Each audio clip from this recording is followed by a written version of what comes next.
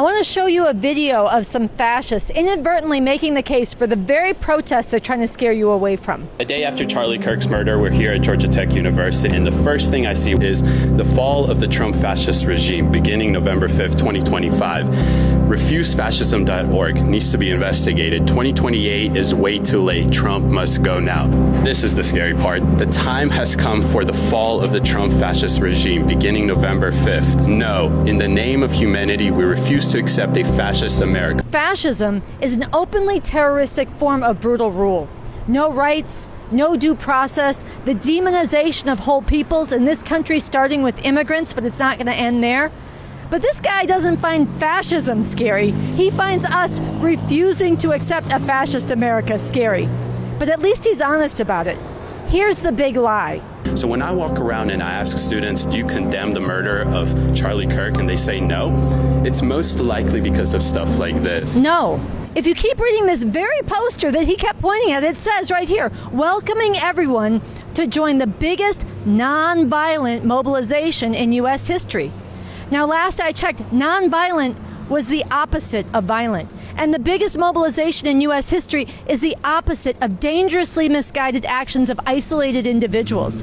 In fact, since our founding 10 years ago, RefuseFascism.org has had a principle and a proven track record of mobilizing nonviolent protest and resistance to Trump fascism, which is why it makes sense that immediately following the assassination of Charlie Kirk, we put out a statement which read in part, actions such as these have nothing to do with the principles and political objectives of Refuse Fascism, and the call that we have put forward for massive, sustained, nonviolent resistance by millions of people with the goal of driving the Trump fascist regime from power.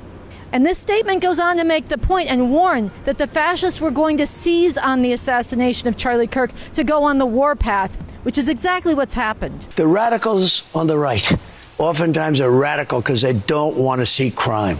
The radicals on the left are the problem, and they're vicious, and they're horrible, and they're politically savvy. Look, the overwhelming majority of political violence has been carried out by the radical right. January 6th, Charlottesville,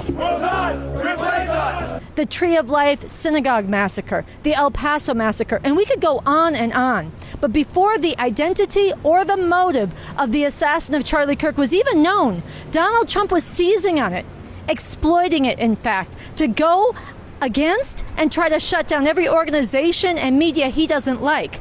And now we have this pseudo-intellectual, white supremacist Steve Bannon and his unhinged supplement hawking sidekick Alex Jones lying about our poster to add fuel to the fires of this fascist lust for revenge. Alex Jones, you see right there how well thought through this is, how financed it is. It's a collection of pedophiles, devil worshippers, and trans. The FBI needs to be kicking down doors today. Put them in handcuffs and let's go roll them up. So rather than proving us wrong, what these fascists have actually done is underscore all the more why it is so urgent that all the decent people in this country, the tens of millions of us in anguish about the disappearances, the militarized streets, everything that Trump is doing, why we have to do exactly what is being called for in this poster.